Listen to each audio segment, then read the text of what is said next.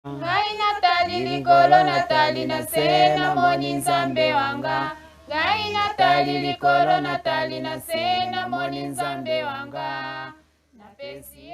Esta vez nuestro viaje misionero nos lleva al noreste de la República Democrática del Congo, específicamente al distrito de Alto Huele, cuya capital es Isiro, antes conocida como Provincia Oriental.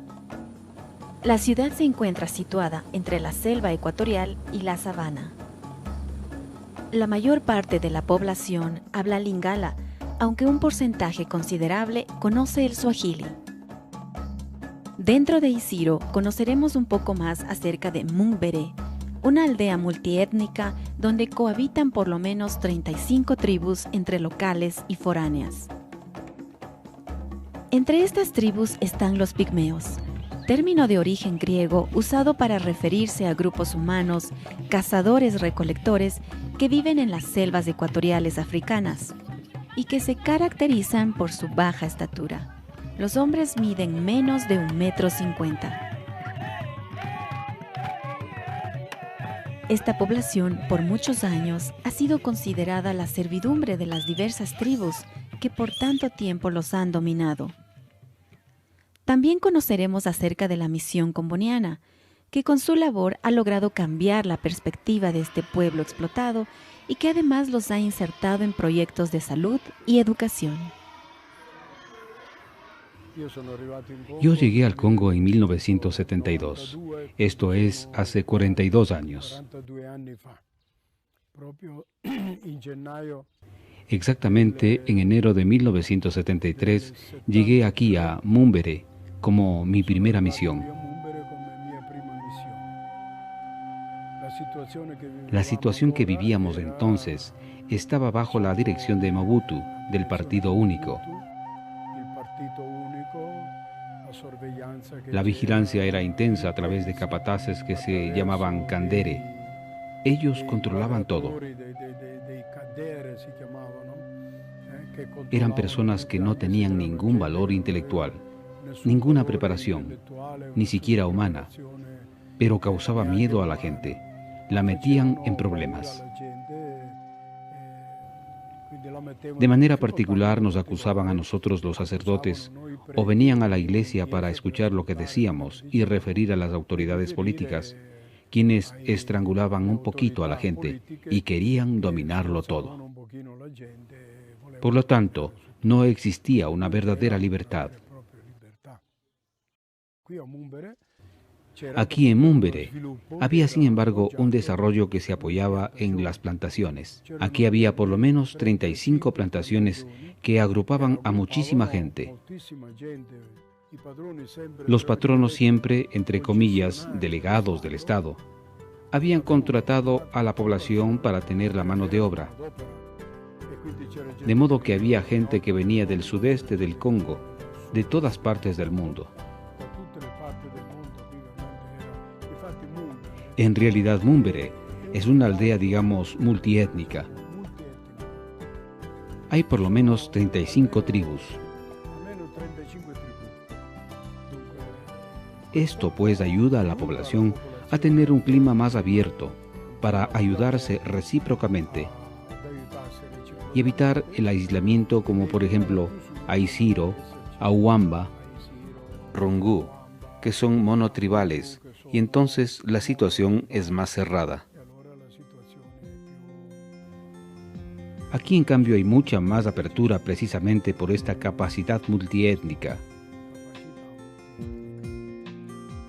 Y parte de este abanico de tribus son los pigmeos, gente que según palabras del padre Franco ya existía desde hace 3.000 a 4.000 años antes de Cristo, en la época de los faraones de Egipto, quienes los compraban como esclavos y los obligaban a trabajar como sirvientes.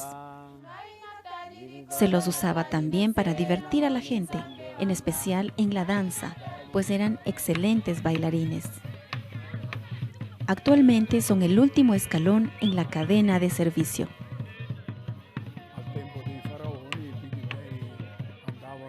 En la época de los faraones, los pigmeos andaban por Egipto.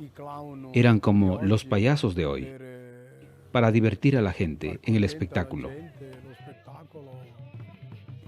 Y siguen hasta ahora siendo un poco gente que es observada y conservada para el uso de los demás. No es una población que se haga valer por lo que es. Es una población que es tomada en cuenta por el servicio que pueda ofrecer.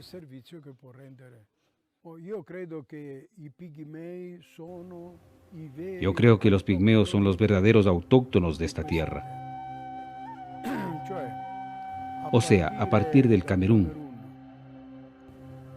con una diagonal que corta el África hasta Ruanda y Burundi. Estas son las selvas principales más densas que no fueron tocadas por la colonización.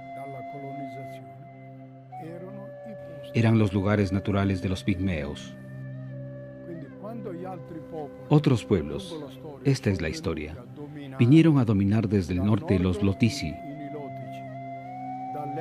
desde el este los Huaudú, que son originarios de Zanzíbar, vinieron a ocupar estas tierras. Entonces los Umbo expulsaron a los pigmeos de su selva. Si tú vas a Camerún ahora, la selva ya no existe. Los pigmeos ya no están allí, porque buscan en dónde vivir. Aquí en el Congo nuestra gran suerte ha sido que no fue una zona accesible. Entonces la selva se conserva todavía tal cual. Pero hacia el este, en donde ya han comenzado a trazar las vías, hay una deforestación muy grande. Talan el bosque y envían todo el producto de la madera que no se queda en el Congo. Hoy en día a los pigmeos se los utiliza como obreros, mano de obra no pagada o a bajo precio. De hecho existe la tradición aquí de que los actuales pigmeos son la herencia que los antepasados han dejado a las tribus más dominantes, especialmente a los bantú. Sí, la gente tenía estos grupos de pigmeos bajo su dependencia. Vivían, comían al servicio del patrón. El patrón los mantenía, pero ejecutaban todo trabajo que requerían estos patronos. Por ejemplo, en Tirocongo, en una ocasión, como era la primera vez en que entraban en una zona para buscar un grupo de pigmeos, trataron de localizar a los pigmeos y estos, ¿en dónde se encontraban? A lo largo del camino se encontraba la casa del patrón. Detrás de la casa del patrón, ¿qué había? La cocina del patrón, una especie de cobertizo para hacer secar los platos. Luego, ¿qué había? El gallinero y el retrete del patrón. Tras del gallinero y el retrete del patrón estaba el campamento del pigmeo. Entonces le dije al pigmeo: ¿son ustedes animales de este patrón que les humilla o son personas que merecen respeto? Si son personas que merecen respeto, ¿por qué no salen afuera, lejos del retrete, lejos del gallinero del patrón, y se colocan cerca del camino, en donde puedan construir sus casitas, sus campamentos, a la vista de la gente, sin esconderse de nadie? En el campo que es trabajado por los pigmeos y que es el campo del patrón, sacan la yuca y comen. Van a romper el puntú o maíz y comen. Van a cortar un racimo de plátanos y comen. Pero comen siempre como gente que es de la familia del patrón. Pero no tendrán nunca ni libertad ni progreso. Son más o menos 25 años desde que la misión componiana ha intentado cambiar esta estructura social. No ha sido un trabajo fácil, tomando en cuenta que a las tribus más numerosas y fuertes les resulta muy conveniente mantener el sistema, tal como nos cuenta el padre Franco. Hace 25 años iniciamos una actividad más específica con ellos. Desde un principio ha sido difícil, porque, por ejemplo, cuando el padre Pietro Bardo, uno que empezó aquí en Múmbere de modo particular esta actividad, de manera sistemática iba a buscar a los pigmeos en la selva. Pero muchas veces no los encontraba. ¿Por qué? Porque los patronos habían expulsado a los pigmeos cuando supieron el programa del padre, mandándolos a otro lugar para que el padre no los encontrara y decían: el padre blanco viene y me come. ¿Comprendes? Estas situaciones eran realmente discriminatorias. Eran verdaderos siervos en manos del patrón. Con el tiempo han perdido ese miedo al blanco. Han comprendido el objetivo que nosotros tenemos de buscar su autonomía, su independencia, su dignidad. Y les dejaron que se acerquen a nosotros y poco a poco han empezado a actuar en actividades de desarrollo y al mismo tiempo de integración con la gente. Los pigmeos ven que los misioneros no los toman como sus sirvientes. No es que han cambiado de patrón. Ven a los religiosos como personas que los promueven y que los capacitan para integrarse a una sociedad. No se trata tampoco de retirarlos totalmente del servicio de sus patronos, porque perderían la posibilidad de alimentarse en sus campos. Se trata simplemente de ofrecerles oportunidades educativas y sanitarias. Y precisamente una de las estrategias para lograr esto fue la creación de una escuela-internado para los niños. El proyecto de los pigmeos ha seguido adelante con el fin de crear una comunidad cristiana responsable de este pueblo, porque aquí los pigmeos son postergados, son arrinconados, son marginados. Nosotros hemos apuntado el objetivo sobre la escuela porque los pigmeos adultos no cambiarán nunca sus ideas y sus formas de vivir. La esperanza de tener un pueblo nuevo son los muchachos. Aquí existe ya la segunda generación de pigmeos, es decir, los padres de estos niños que están allí en el colegio. Son personas que disfrutan de estas viviendas. Hemos apostado en la escuela para ayudarlos, porque es la única esperanza de preparar a este pueblo para encontrarse con una nueva civilización que está naciendo en el mundo y para insertarlos en la sociedad con dignidad e igualdad con las demás tribus. Hemos visto por nuestra experiencia que los pigmeos no van a las escuelas públicas de las aldeas. Van durante 3 días y nada más. Entonces interrumpen la frecuencia escolástica.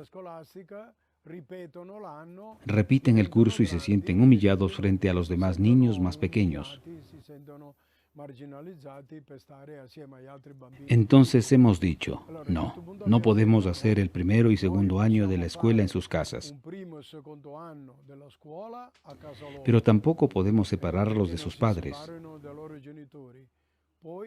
Entonces hemos creado este colegio en 1993 preguntando a los padres, ¿nos enviarán a sus niños? Los padres estaban contentos. Entonces los niños vinieron enviados por sus padres, a los cuales hemos dicho,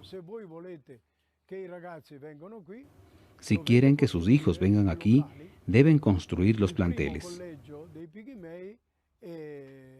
El primer colegio de los pigmeos ha sido construido precisamente bajo estas palmeras, en un terreno más libre, donde han comenzado la construcción de estos lugares con lodo y troncos de árboles. Hasta que después de transcurrir varios años, en el año 1995, hemos construido con ladrillos estos ambientes. Los padres han enviado a estos muchachos. Ellos vienen de unas 30 aldeas en el territorio de la parroquia, a una distancia de 30, 35 y 40 kilómetros.